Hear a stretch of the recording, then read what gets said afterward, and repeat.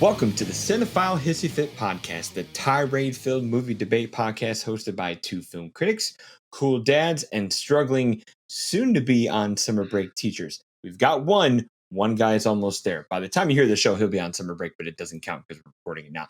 Anyway, I'm Don Shanahan, the teacher still stuck in school.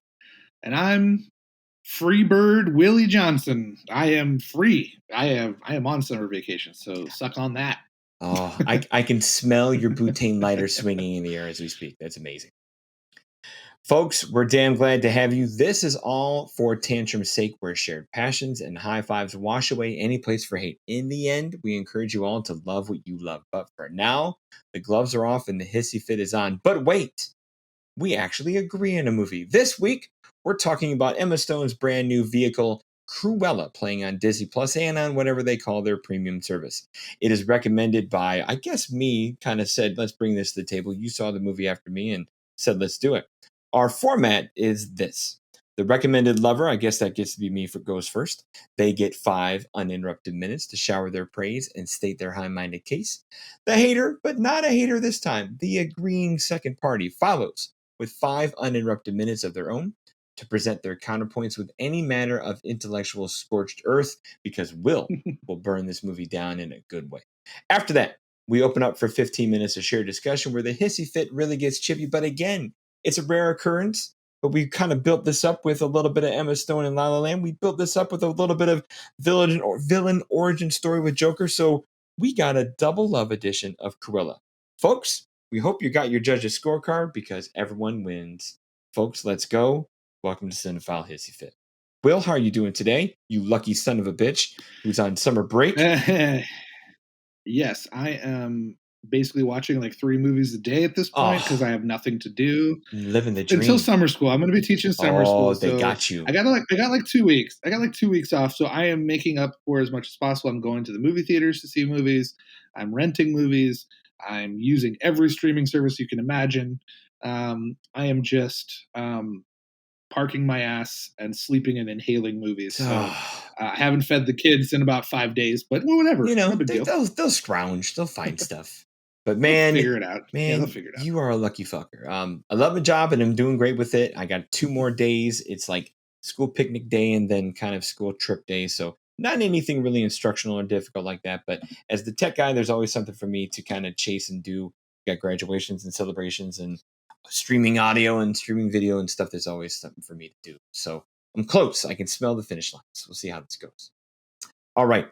For Cruella, I'll kind of open this up where I can here and get the 5 minutes going. We good? All right. Absolutely. 5 minutes. Let's do it. Okay, folks. So with Cruella, what I love is the thing that kind of sucked me in or kind of said, ooh, that's kind of the movie or the core right there, is Emma Thompson's evil Baroness character kind of says at one point when she meets the Cruella guise of our main character, she describes that woman as gorgeous and vicious, which she calls kind of her favorite combination of character traits. And I love that line, and I love that pairing of words and adjectives as kind of a fitting description for this movie and kind of the turbulentness of it. Because there's stuff in Cruella that is gorgeous, and there's stuff that's vicious, yet we still got a Disney little label kind of slapped onto the bottle. And the fun part is where gorgeous kind of informs vicious, and when vicious kind of informs gorgeous, where we get this weird little melding of style and edge that make for a really fun time. And I didn't think Disney kind of had the courage to kind of go here. I won't say full balls because this isn't a hard R movie in any way. The language is low, the sex and violence is not really there, but the adult themes are there enough to kind of scare away the little kids and make this PG-13. And I know Will and I were both really worried here going in that this was going to be Joker Jr. And I'm happy to come out of this movie and go, you know what? That was just good, stylish, little seedy little fun. And clean enough, you can still bring the big kids too. Fun enough, I think adults would get a good time out of it. And from a filmmaking level, we get gorgeous and vicious, which is a blast. I gotta give massive props to our costume designer, Jenny Beavan. She is a 2-time Academy Award winning costume designer. She did Mad Max Fury Road and A Room with a View. So she's done the costume stuff, she's done the wild stuff. This movie, in a weird way, smashes both together. Uh, Makeup is fantastic. Cinematographer Nicholas Karakastanis, it does a nice job kind of following I, Tanya director Craig Gillespie into this thing. So, and the thing that kind of makes this movie, what kind of stirs the drink for me, is the other Emma. Emma Thompson makes this movie for me. I don't want to say the whole, Greek saying of the hero is only as good as his villain, because this is villain to villain. If this was wrestling, this would be a heel versus heel fight, and those are hard to do because you don't get cheering crowds. But Emma Thompson is evil enough to be worse than what the Cruella de Vil we all think of from puppy movies and animated things. And to be able to take that title character and have someone top her in evilness is a really good sleight, and I want to say sleight of hand, but a really good sly way of kind of adding some dimension to this movie. And I had a blast just watching Emma Thompson fuck with people and really put people down. I know we're not supposed to root for the bad guy, but I'll take the Razor Ramon, say hello to the bad guy stuff, and have a good time. And I think if any actress less than Emma Thompson is in this role, they get run over by the plucky young stardom that is Emma Stone. And Emma Stone she flicks the switch when she needs to kind of let the style make her look evil and let some moves kind of turn her on a dime. It's not a Joaquin Phoenix performance of complete transformation and crazy method acting. Emma Stone is likely winking and smiling as much as she's, diving into this nerdy little role. But what helps is the thing that pushes her, the thing that pushes the whole movie into going to the levels it's going to go to kind of beat the greater evil, is Emma Thompson. So my props go to Emma Thompson the most. The movie is, I know I've had a couple of peers of mine, fancy pants film critics kind of say, who's this movie for? Anybody who just wants a stylish good time. I'm not saying this has to hit check boxes of, oh, is this a good social justice movie? Oh, is this a good positive women role? Oh, is this movie good for kids? I don't care. Give me something good and interesting. And I got good and interesting. And Emma Stone does just fine to get here. There's enough style with the visuals on screen. You have a great soundtrack. And yeah, this did enough for me. I'm even going to end my 5 minutes, 30 seconds early because I'm feeling great. Movie did good for me. Awesome. Yeah. Yeah, no, I totally agree with you. I think one thing that we talked about in our Joker podcast was expectations. That evil word I always tell And you not how to it, have. Right. yeah, I think that it works both ways though, because um, with Joker, I think we talked about how I watched the trailer too much and had too much expectations, and that might have ruined the experience for me. The good thing about Cruella was I think that I was cynical enough to not only not watch the trailers out of lack of interest, but I kind of saw this movie on a whim. I wanted to go to the theater. There wasn't really a lot playing. I had my kids. I said, okay, that might be okay. And I said, let's go to Cruella. And I really walked in there thinking nothing of this production. If anything, like you said, Joker Jr., I kind of expected it to play out more like the live action Disney remakes than the alternative tales that have come out. So here's a couple of things I found interesting. So I am not a fan of the live action remakes of the animated films. I find them a little bland, even though they're splashing with color. They feel very gray to me. Like they kind of like with Lion King, it's a little too realistic. With Beauty and the Beast, it's very gray and dark. Aladdin just kind of feels CGI. Um, and so I'm not a fan of those. So I think I let that influence my skepticism on this project. Now, what I do want to remember is that I'm a big fanboy of Maleficent. I think Angelina Jolie's Maleficent is an excellent film. It was directed by a production designer, so I think it looks magnificent.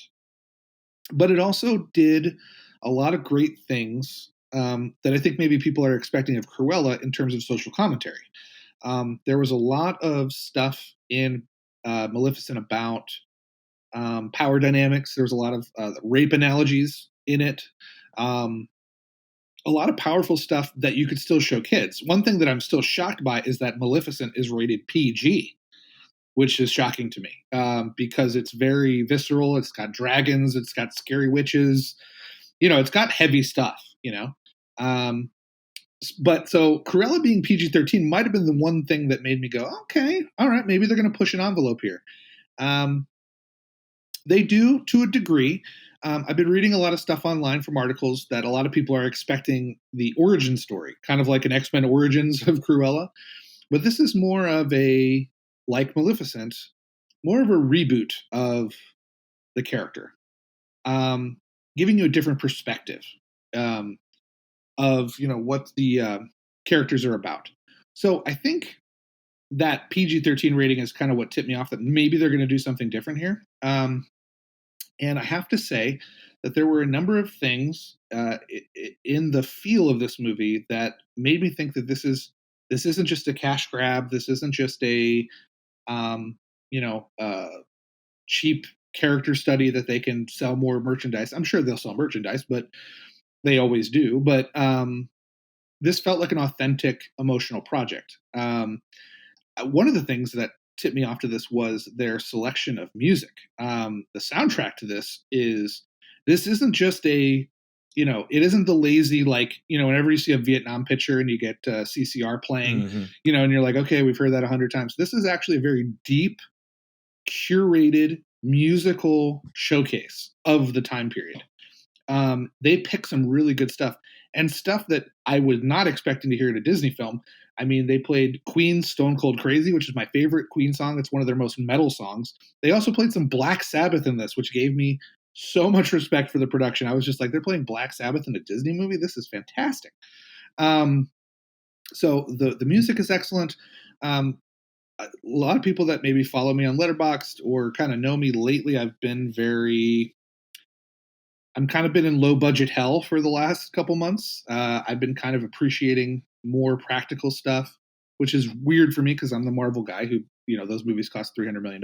But I've been watching a lot of low budget fare. So I was also a little skeptical of a $200 million budget for this, but it's all there on the screen. Like it's worth the price because the costumes are excellent.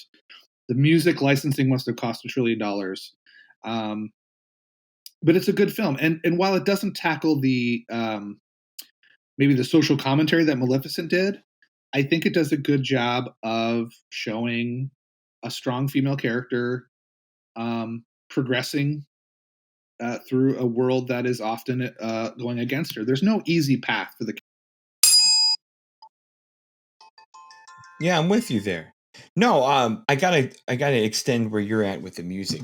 I'll give props to music supervisor who kind of curated this playlist is Susan Jacobs. She just got done doing the really good soundtrack of Promising Young Woman, and this is a nice selection of inspired tracks.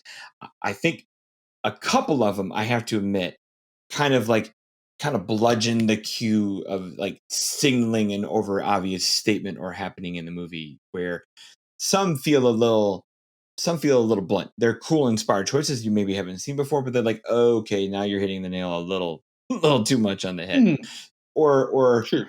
like, or I mean, maybe I've seen too many movies, but there's a few that are not CCR super duper overplayed, but a retread or two. For example, when you play, I think like Sympathy for the Devil in a movie like Devil's Advocate, but then you play it in the end of this movie, you're like, well, hold on here. You're not Al Pacino raping bitches and turning into the devil. It's just Emma Stone being Wow. cool, you know?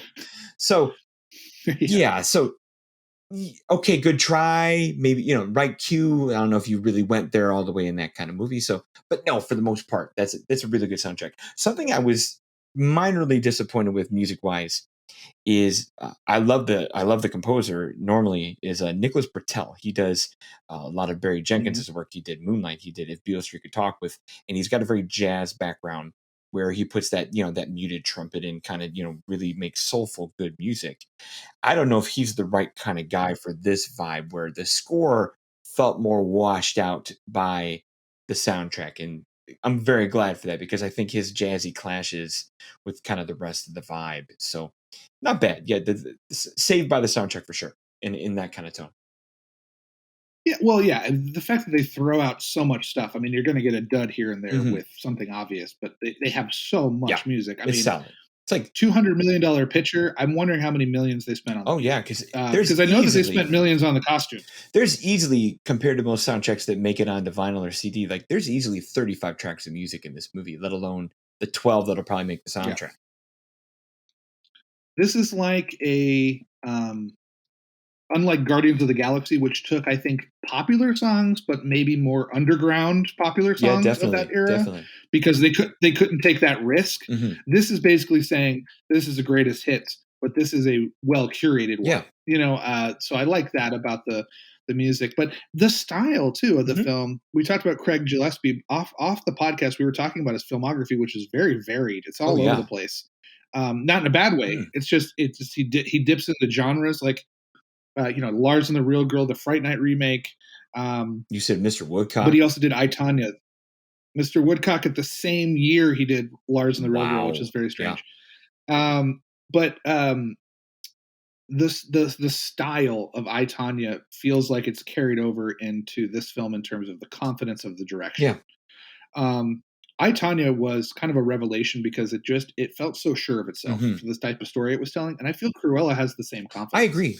Um, yeah, No, I agree. I think that's my take on it. I Tanya obviously to me is a far harder, more difficult story to tell than this one because you're talking about a real Oh yeah, person sure. and a super duper public villain, but you create this story that not so much garners sympathy, but garners background, garners context to where the dark parts of her, you know, sordid, career and chapters go.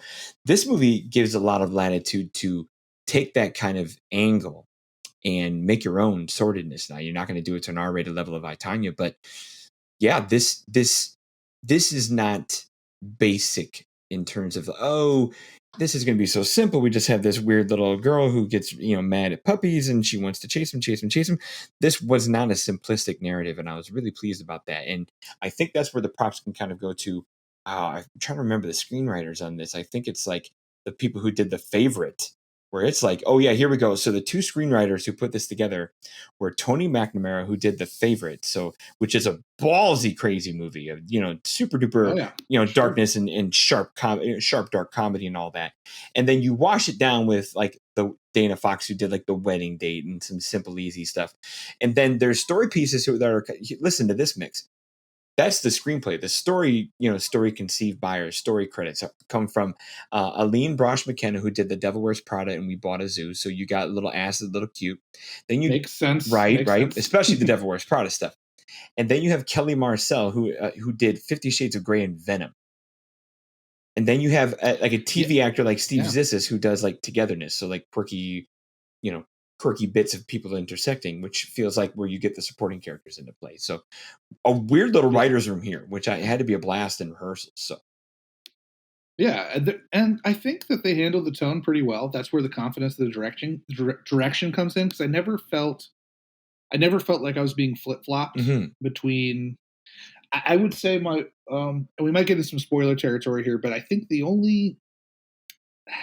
I do think her transition to um, being Cruella in terms of like playing that character, Mhm. like it jumps a little bit too fast for I me, can even agree though with the that. movie's 2 hours and 15 minutes long. Yeah. Like she kind of is like a great person to all of her friends, and then like kind of like once she puts the costume on, she's kind of like, "Well, I'm Cruella, darling," and Mhm. she's kind of mean to her friends, and like it seemed like too much of a turn very quickly. Yeah, But I mean, it's a minor it thing. is. Um, I will say, like I was saying in my 5 minutes, um, I'm kind of digging back into a lot of practical effects films, a lot of lower budget films. Mhm. The first 15 minutes of this film did worry me a little bit because it was very CGI Oh yeah, heavy. I don't think there's a Um, real dog in this movie. yeah, and the whole castle thing at the beginning, where you get Mhm. the kind of the impetus of the story of what made Cruella become an orphan, basically. Mhm. Very too much I CGI. agree. It just looked too. and I was nervous that the whole film was going to be that, but luckily they transitioned to a lot of strong production design. Looks like they redressed a lot of London streets. Like I said, the costumes are all real, legitimate. The set decoration is phenomenal. Location scouting is good. You can tell they actually filmed a lot of stuff outside, not on a green screen. Definitely. So that saves it. I will say that one moment that is supposed to be the only time I felt let down by the tone of the film. Okay. And tell me if you had the same reaction. And like I said, we're going to get into spoiler territory here, but so who you think is Maleficent, Cruella's mom, gets pushed off a cliff by a bunch of Dalmatians. Oh yeah. I actually burst out laughing when that happened. My theater because I couldn't believe it happened. Yeah, my theater was a combination of laugh and gasp, and it was hilarious. That's a room full of critics too. I couldn't believe they actually did that. Me too.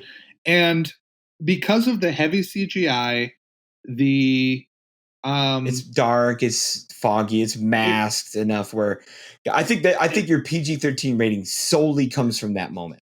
Because the rest of the movie isn't that hard. So yeah, that's what I'm saying is I think that the mixture of the heavy CGI and that moment, which I don't think really works, it's just kind of silly. It's very silly. I was like, you know what, we're in for a bad time here, but it really makes up for it. So the first 15. So I'm basically anybody who's watching this. I mean, if you're listening and you haven't seen it, I've spoiled a lot of it for you. But if you're hesitant, the first 15 minutes might be a little rough. But let it sit with you, and then it will make up for any of those issues right away. Now, and how do you, in the same way, how do you feel about? I don't want to go all spoilers, but how do you feel about the end? Do you feel like that's a little because Mark Strong, professional movie villain Mark Strong, who's given far too little to do in this movie, other than the last 15 minutes compared to the first 15 minutes. It kind of, gives the over exposition explanation that we've all been maybe suspicious and waiting for all movie. And it feels, I want to say it feels like weak sauce, but it's a little prolonged and stretched out thanks to one more party and one more thing. Like one knock I've heard about this movie that I agree with other critics and people is I do think the movie is 15, 20 minutes too long. I think you could take that 15-minute beginning that kind of loses us a little bit, trim that a little bit where maybe we don't have a silly little dance floor or fashion show chase routine. We can just kind of cut to the chase of the two women coming together. And even the ending, do we need 7 different establishing shots of a person who comes dressed as Cruella? We can see the whole room open up and that would be enough. It's, and I'm even, and there's I'm one, glad you felt that way. And and even in the middle, maybe there's one or two too many little heist hijinks and little schemes. And credit to Paul Walter Hauser and Joel Fry for being a good Horace and Jasper and not just being what the cartoon made him to be, which is just silly henchmen. Like they're given some angles of something to do and some true friendship places for Cruella and played by 2 really fun actors. So that helps a ton. But no, I feel like the movie overindulges in some spots where it could trim here, trim there, and not be over 2 hours. Sure. I'm glad you felt that way too, because I was doing the same thing. There was a moment. I gotta put out a spoiler warning because, I think at this point to discuss the ending, you got to discuss some of the stuff. But you are right. We'll tag the episode we'll put the stamp in the episode on the description. We'll be good to go. Yeah. But there's too many climaxes because there is kind of like a final party that you think is the final party, and then there's another one. Yeah. And then also, even though it is well acted and it is well deserved for the character, there is an extended monologue towards the end that was testing my patience a little bit because I was just like, okay, we just had a big party. I know we just had comeuppance. We just had take over this, take over that, and we still get the monologue. Yeah. So that was a little rough. Now, the one thing I will say, and this comes into the spoilers, sort of, is the great thing about the dog death in the beginning, even though it's silly, and the great thing about Emma Thompson's character is that she kills people. Yes. Like Disney films family films, Disney films, PG films, even some G films, they used to have the balls to have death Mhm. and to have characters that kill people. That made them villains. Um, I think Disney has gotten to a point with their Disney branded stuff because they obviously have their own studios for adult centered stuff and they have Marvel and stuff that does their own Sure. thing. I think that they got to the point where like killing had to be incidental. Mhm. They could be evil, but not too evil. Like to me, the Beauty and the Beast remake is a perfect example. Yeah. Like in the animated film, like Gaston is like shooting the fucking beast in the Oh, back yeah. with bullets, Oh, yeah. and like he throws him off a cliff, if I remember. But in the remake, he like goes, "Oh, I missed my footing," and he falls off a bit. You know what I mean? Like they Yeah, couldn't. that's similar to the cartoon, but it's still Yeah, softened for sure. yeah, it's very softened. So the fact that at one point Emma Thompson literally like they approach her and say, "You killed these people," and she's like, "So," Mhm. like I was like, okay, this actually gives the stakes a little bit more. Like, do I know that Emma Stone is going to come out on top Of because the course. movie's Yeah. called Cruella? Yes, Yeah. but it gives it a little bit more umph. Mhm. It earns that PG-13 a little bit. It does. So I was impressed with that because there are moments in this film that are not exactly comfortable. But it just reminds me when I was a kid. Have you seen that meme of there's like this giant werewolf and it says PG movies when I was a Oh, kid. yeah. And then next to the werewolf is Yeah. like a little Labrador retriever that's going like, hi. Right. And it's like PG movies now. Like Right, right, right, that's right. that's the case. I Oh, mean, no, there like, was we stuff like, were like, when we were kids, we're both children of the '80s and '90s, where in our toy yes, aisles in Walmart, there was RoboCop, Rambo, and Terminator, which are some of the hardest that's R right. violence movies you can get, So, Yeah, yeah, things have gotten, I don't want to call it the pussification of things, but yes, things are softer for reasons. And now as a parent, as a teacher, I'm mindful of that and I'm cool with it. But yeah, like, right. so I think the movie. I wasn't expecting the movie to go really hard. I think it went hard enough, and it Right. definitely did it with gusto and style to really help that come along. And they did pull one major punch, but I was okay with it because it actually let you sit with thinking it didn't for a while, Which punch are we which talking is about? the fact that she had a Dalmatian jacket. Ah, yes. Yes, they pull that punch in the end and they Hmm. say that she didn't kill the dogs, and that's Yeah. fine. I was okay with it because the movie still had the balls for about 15 minutes for you to think Yes. she killed those fucking Yeah. dogs. And I was like, that's okay. Uh-huh. I'm okay with that. I'm not happy that they pulled the punch, but Hmm. it softens it by the fact that they actually, they weren't like, um, here it is, she Hmm. killed the dogs. Wink, wink, she didn't. Right. Like they Or didn't. they didn't You prolong know, it to like a skinning scene and like her stitching these pelts together. Like it wasn't the revenant of dog coat creation. We got through it. yeah. So I Yeah. was I was I was okay with that. So Okay. I think in the end we can summarize it that I think that unlike maybe Joker, if my experience, I think the fact that I had no expectations going into it, Hmm. the fact that maybe there is some subconscious expectations about where this project was going to go Sure. based on recent Disney Or films even just remembering the helped. cartoon of like, I'm expecting this villain to eventually turn into this. Right. Yeah, The fact that it subverts that enough in a lot of different ways, I think helps um, make this a really good film. I'm with you. I would like to rewatch it Hmm. eventually to see if I would like to see if it holds up without any of the ballyhoo around it. Yeah. And I've seen like, it. I've seen it twice, and I feel the length a little more. But okay, the themes and fun are fine. But I'm like, ooh, wait, yeah, like when the movie starts to hit some of those early peaks, and then I'm like, oh wait, we got another 40 minutes. Oh wait, we got another 20 minutes. I yeah, felt that more. I felt that for sure. But no, this is absolutely, good. absolutely. So before Yes, we close this, yes, I hear we're doing some recommendations today. yes. I would love to know. We got some really great feedback from our uh, podcast folks that we recommended. I believe in what was it, the Joker episode? Yeah, I believe I so. can't remember if we did that in the Joker episode. Hmm. So we got some good interaction, some good play, which is the goal. We want people to experience other things, but we also want some attention brought back on us. Yeah. There's no shame in that. Where so we got a lot of good play. So I thought we could do it again, where we could just maybe recommend one podcast You each. bet. I'll hit up first here for a second. My recommendation this week is Sure. the Kicking the Seat podcast hosted by Ian Simmons. That's the guy who I do the weekly kind of Marvel recap shows with on YouTube. If for folks who follow my work, but Ian does. We had our little, we had a recap for WandaVision. We had a mission report for Captain Falcon and Winter Soldier, and for Loki coming up next Wednesday, but it'll probably be 3 days ago by the time this episode comes out. We're doing the Midweek Mischief show, where every Wednesday night live at 9, we'll talk about Loki. And I really dig Ian's show. He brings a conversational, kind of unedited way about doing things. Like nothing super cut. It feels like a barroom conversation, only between guys probably in their basements on microphones. But we really get together and have a good dais and a good group. And Ian brings a lot of real good just hubris to the occasion. I enjoy our chats.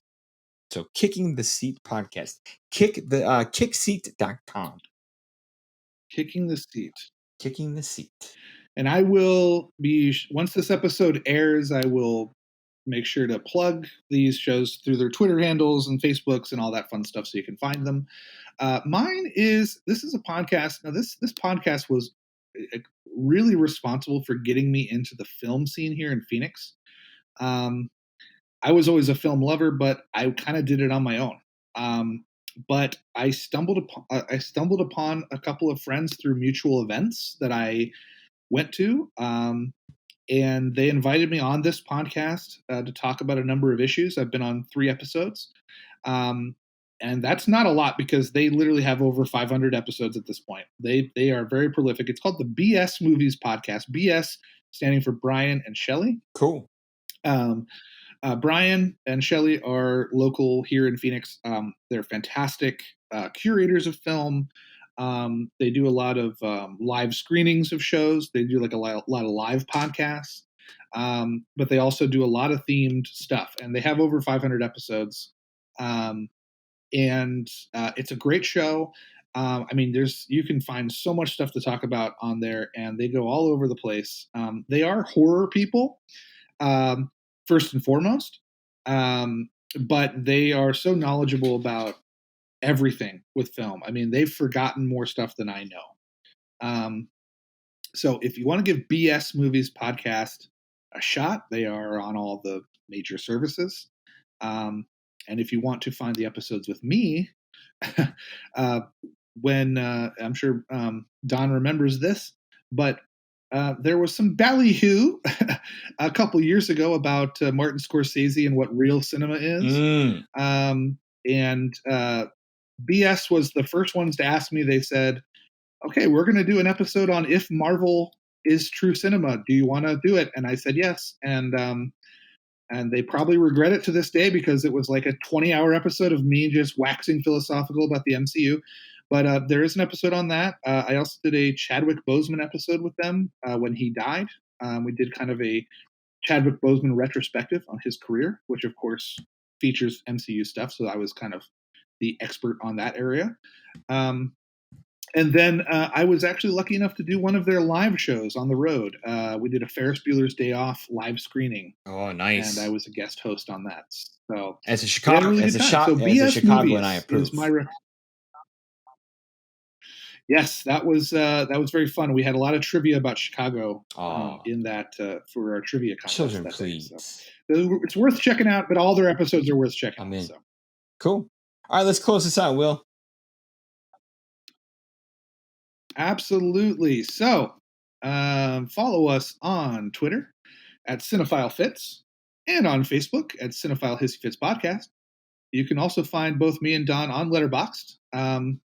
Don has a lot more lists than I do, but I'm working on it. I've actually got my top 100 I'm working on now. I've narrowed it down to 219 films, so working on it. I don't believe we need to post a poll for this episode because we both loved it. That's so right. I guess it just comes down to who they like more, you or me. And we all know that I'm going to lose that one. So thank you so much for your captive audience and social media participation. We love interacting with you guys on social media. It's very fun. Cinephile His Fits is a 25YL media podcast brought to you by ruminationsradionetwork.com. Please visit, rate, review, and subscribe. If you enjoyed this show, we have way more where that came from with interesting hosts, and eventually, we've been talking about this, we're starting to narrow the timeline down. I think we're starting to establish ourselves enough. We're going to have guests soon in the future. So we're going to have some wonderful guests. Everything of our shows available on iTunes and Spotify and anywhere else you find your favorite shows. Thank you, Will. Take care, man. All right, buddy. I'll talk to you later.